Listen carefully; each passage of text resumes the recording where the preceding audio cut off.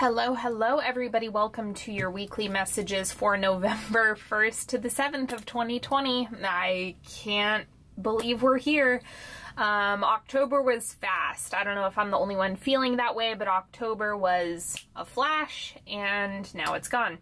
So I have a lot of Oracle decks today. We're just gonna mess around, throw some cards on the table, and see what we need to hear this week. So take a moment to subscribe to this channel if you haven't already. Make sure you're following me on Instagram if you would like more readings and more good stuff from me.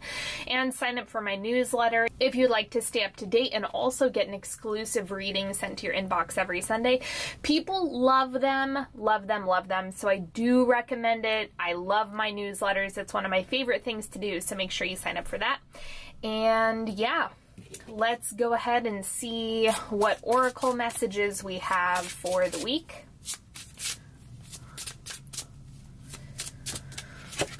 Okay, Archangel Gabriel, messenger of creativity and hope.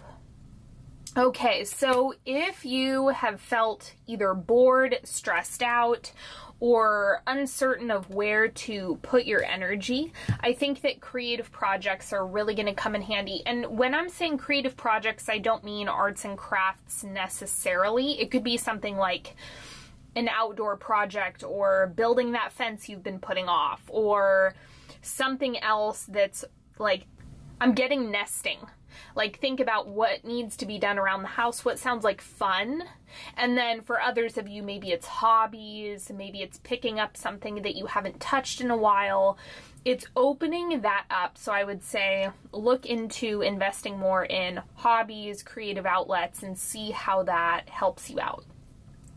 Okay.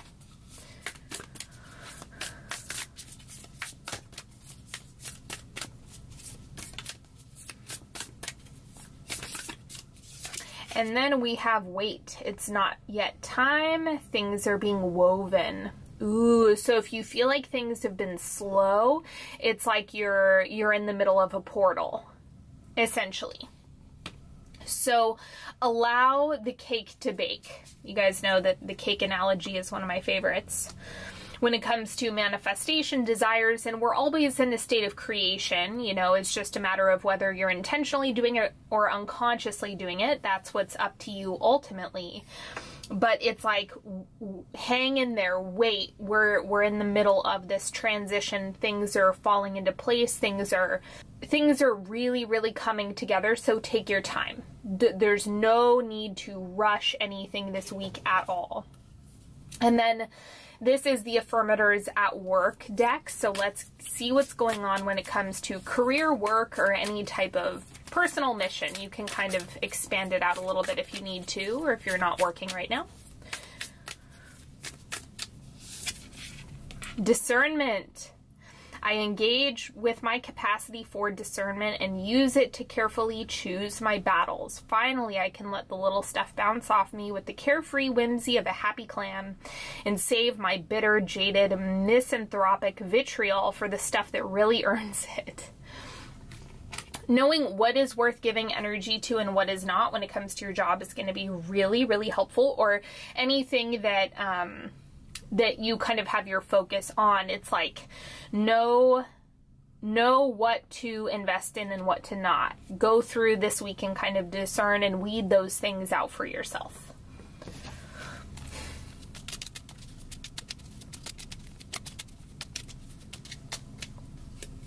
Daydream, cultivate aimlessness, allow yourself to fantasize about the possibilities, even if they seem unattainable. Find a comfy spot, let the project breathe itself into you. Yes, yes, yes.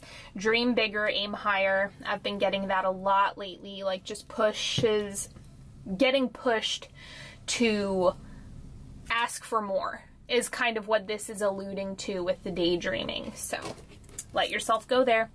Okay, you guys loved this deck in the 3-card pick for the weekly messages last week, so I'm going to use it for the base reading today.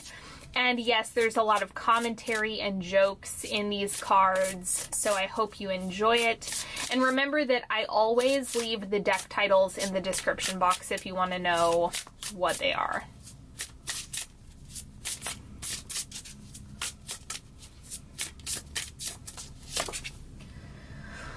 Okay, this is Queen of Cups, but it's Queen Bish of Crybabies. Phones in the cup, kids. It's fucking dinner time.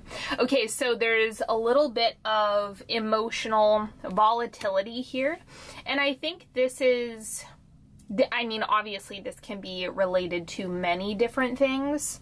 I just want to remind you not to make any decisions on any emotional highs or lows. This is a time to let yourself even out before you approach something, because this is like you're in the middle of doing the emotional work. That's also why weight came up.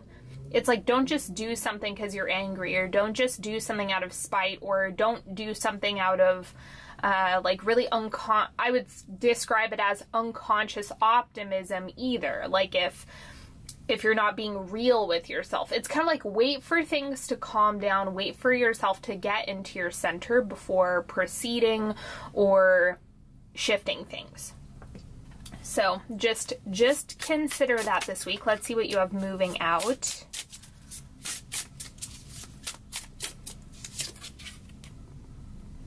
Ace of Crybabies. Okay, so Ace of Cups. I want to clarify this one. I'm curious. Like, what else is happening here? I feel like I'm missing something. The Moon. Oh, okay. You know what? This is just a lot of water, uncertainty. I think the Ace of Cups was you needing to practice filling your own cup. This is probably something that you've been really focused on, trying to keep things internal, allowing your cup to overflow. But perhaps you haven't really seen how that was shifting things or changing things environmentally or relationally, and that's what the Moon is highlighting here. It's just that confusion, or like, what am I even doing? There's somewhat of a sense of purposelessness, but trying and giving effort in terms of filling your cup. So there was a little bit of a disconnect here. And so it seems like you're in the middle of this portal, right, with the Queen of Cups. Like there's some evolution happening in your emotional world. This is obviously a reference to Scorpio season as well. We're in a water season right now. And so it just seems like there's a lot of anchoring into like this just being a staple standard, not something that you have extreme highs or lows around, but really stable self-care, stable giving to yourself, not looking at, I need to get results from this now. It's something that should just be a baseline, is what this is looking like to me. So it seems like there was deep practice around that. And then let's see what is in the oncoming energy.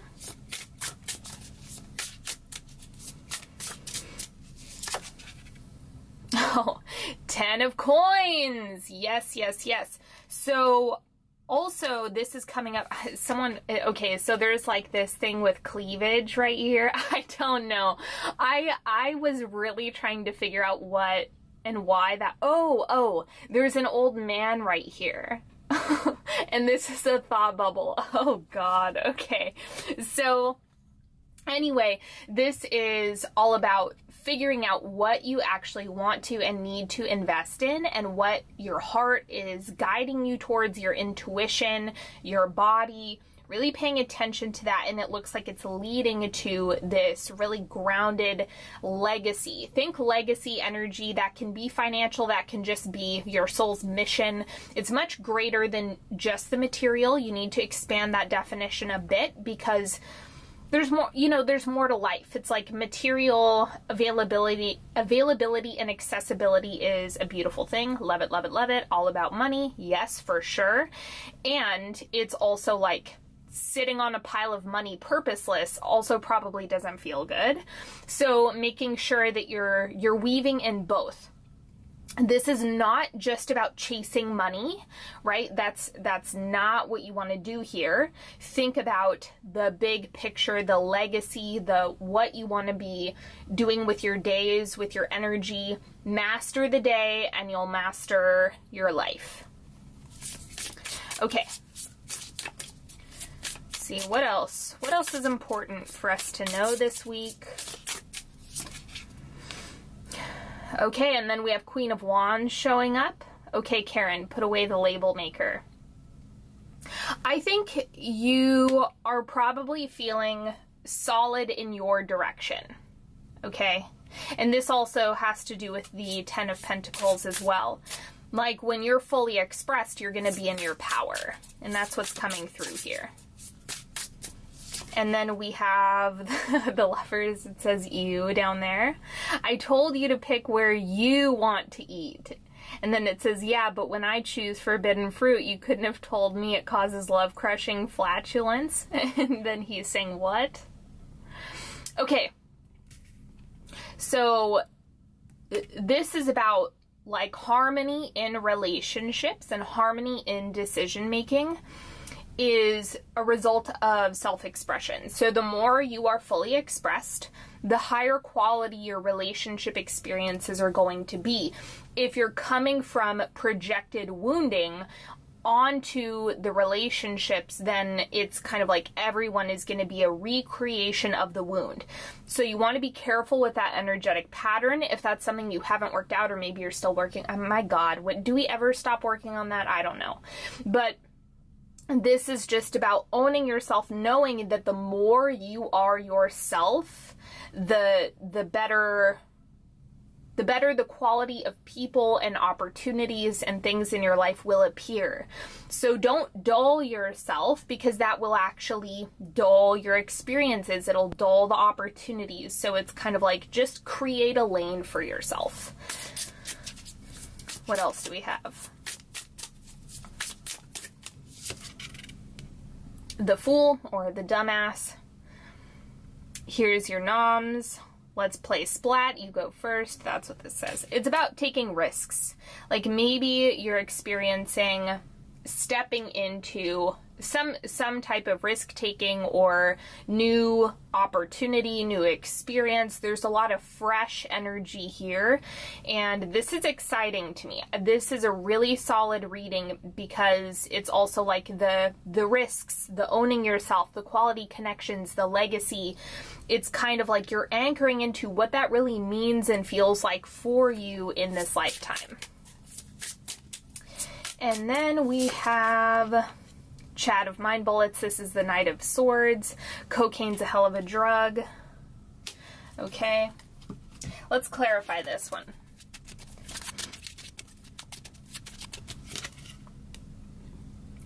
Ten of Swords. Okay.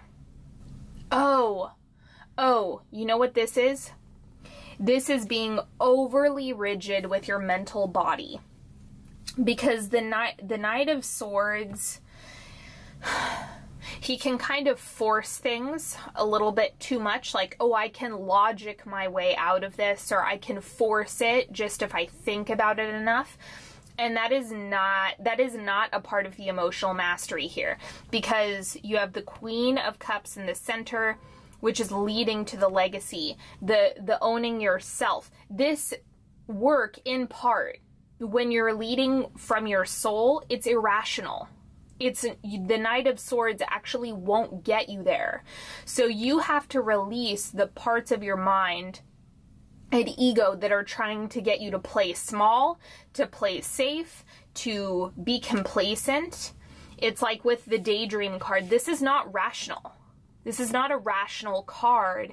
It's fantasize about the possibilities, even if they seem unattainable.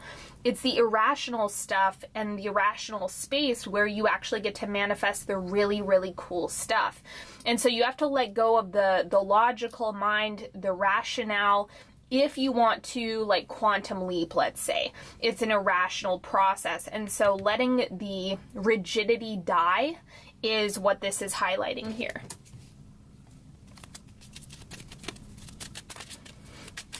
Okay, I'm going to pull a couple of these for us. I welcome abundance, and I will pay attention to the guidance I receive. Yeah, so one of the things I remind people when it comes to abundance, it's not about forcing, it's not about trying and efforting, it's about receiving. So welcome it. Welcome it, welcome it. And then the key to getting what I want is to ask for it. Yes, so you do have to declare. You have to declare it, you have to own it. and then receive it. Okay, let's do a 3-card pick. I used a lot of decks today. But you're welcome to ask a question, ask for guidance, clarity, support, whatever it is you're needing. Tune in to whichever card is calling to you. Card number 1, we have the Star. This is hope, faith. It's a strong yes. It's about alignment and everything happening beyond the veil. So this is kind of, it goes hand in hand with the Weight card. And I know that the Star is like divine perfection. And it's also a matter of what you can't see. So the things that are happening behind the veil, behind the scenes, what you're not able to like think about or really see in real time. So it requires you to anchor into more faith, more trust, deeper alignment within yourself. These are all of the things that you want to do when the Star shows up, is focus on your energetic state and trust the timing, because the timing or the nuances of Earth time aren't going to make sense to you. You're not going to be able to forecast all of that. And so this can be somewhat of, I'm just going to be honest, it's kind of a frustrating energy when you can't see everything, but that's also a part of the magic. So it's like, yes, yes, yes, trust, trust, trust, but you need to trust and not try to force it or think your way to relief. That's going to make you spiral. Card number 2, we have Temperance, balance, equilibrium. This is about managing your energy well. So where are you feeling like you need more or less of something, and address that directly. Start implementing or titrating exactly what you need more of.